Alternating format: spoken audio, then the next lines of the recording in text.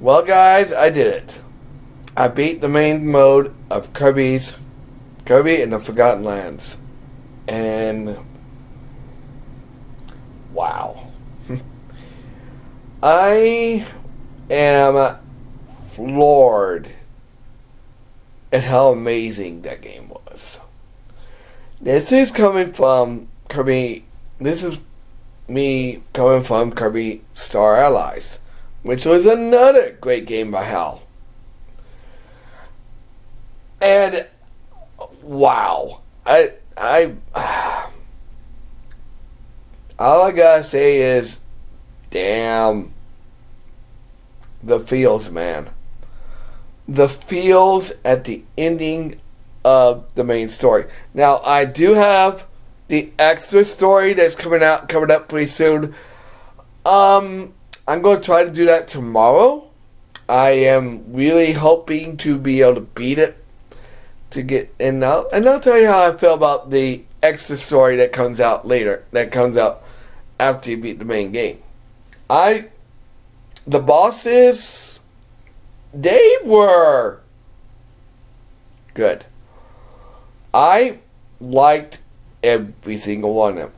Now, that's not to say they weren't hard. Now, some of the boss battles have, actually all the boss battles except for the last one, have what's called missions. These missions range from, actually every level has missions. They range from doing the level and doing something in the level. You gotta find all the hidden qualities, and I just gotta say, despite how hard the bosses were, I have nothing bad to say about this game. Nothing. I mean, I have a few complaints, but again, just like Metroid Dread, it doesn't ruin the gameplay at all. One thing, and there's a few things I want to talk about before we get to the things that somewhat made me rage a little bit, but there were things that were great. First of all, this is the very first game we actually had lyrics to the theme song, to a Kirby game. A freaking Kirby game that had a theme song at the beginning of the game that had lyrics in Japanese and English. That's awesome. Another thing is the powers are amazing.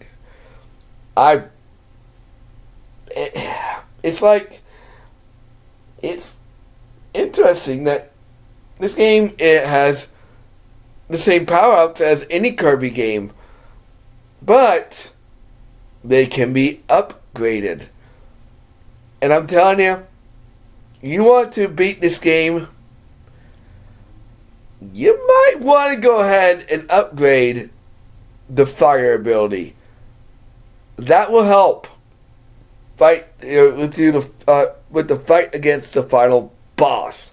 It is epic. That's the next point that I liked about this game. It's on par with the finale from Kirby's Triple Deluxe, the finale from Return to Dreamland, the finale from Primal Bot. Hell, it's even on par with the finale of Star Allies. In fact, I think that finale just surpassed Star Allies' final boss sequence. It blows my mind. So, what do I not like about the game? Well, actually, I want to talk about another thing before I get to that point. And that is the arena. Or, excuse me, I should say the Coliseum. Now, I've said in the past that Kirby games always has an arena. And after Superstar has an arena of some sort. And you don't unlock it till the very end of the game. Guess where you unlock the Coliseum? In the middle of the game. And for beating the Coliseum on level 1, you can get an upgrade, which I suggest that when you unlock the Coliseum, play it. Trust me, it's worth it. And then upgrade the sword ability. There's a special someone waiting in there. And if you're not playing this game, I'm not going to spoil it for you. Now, and I am happy that the game ended. I thought when I saw the finale, I was like, oh no, it can't end like this. And then they break out this scene that's like from Twilight Princess. They pull a Twilight Princess ending on us. No, not the ending that you guys think it is, but, at the Ganondorf, at the end, you think that a certain character is gone. They pull that same trick on this game. I can tell you, I almost started, I was about to start crying when I saw one of the characters in the game say that they might not be coming back. I was like, no, we helped them. We can't just allow them to die. So, yeah. Alright, on to my nitpicks. 1, just like Star Allies, the main game is somewhat short unless you do the missions. It doesn't really exactly make the game longer, but I don't mind it being short. Don't get me wrong, but we come from Planet Robobot, come from Triple Deluxe, coming from Dreamland, Return to Dreamland, from the Dreamland games, from Kirby Superstar. Those games were longer, to be honest, and I could still beat those games within a day. But this game is a tiny bit short. I think Nintendo and HAL need to have a DLC of some sort for Kirby in the Forgotten Land. Will they? I don't know. 2, some of the missions, I don't know. Some of them were really tough. Like, one of them I had to do 5 freaking times before I got it. Actually, more than that. It was, you had to fight 2 enemies without getting hit once. That almost ruins the whole experience for me.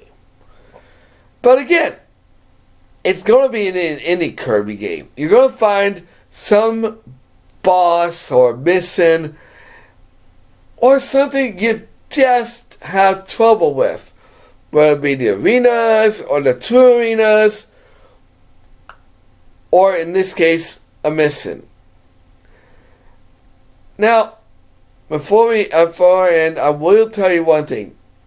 The mouthful modes are what really bring it home for this game.